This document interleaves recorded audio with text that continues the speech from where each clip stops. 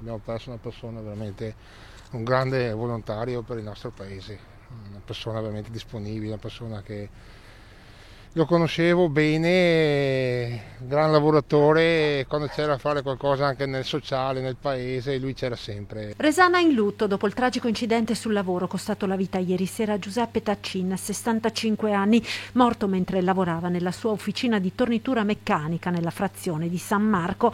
Saranno ora gli accertamenti affidati ai tecnici dello Spisal e ai carabinieri di Castelfranco ad accertare l'esatta dinamica della tragedia.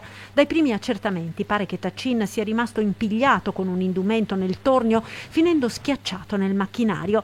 Artigiano esperto, Taccin era molto conosciuto in paese, soprattutto per il suo grande impegno nel volontariato. Anima del gruppo culturale San Marco, attivo in parrocchia, nella Sagra e nell'Avis, era anche medaglia d'oro dell'Associazione dei donatori di sangue. Giuseppe era una grandissima persona perché era sempre disponibile per tutti, a lavorare, ad essere presente sulle iniziative che facevamo come gruppi, come associazioni per il suo paese.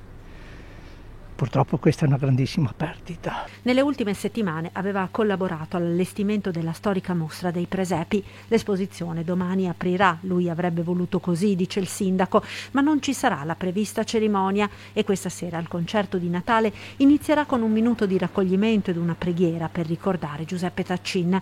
In attesa di sapere quando verranno celebrati i funerali, l'intera comunità si stringe alla moglie e ai 2 figli. Condoglianze veramente ai figli, a Paolo, a Riccardo, alla moglie, Laura, veramente dispiace molto, un duro colpo per la nostra comunità.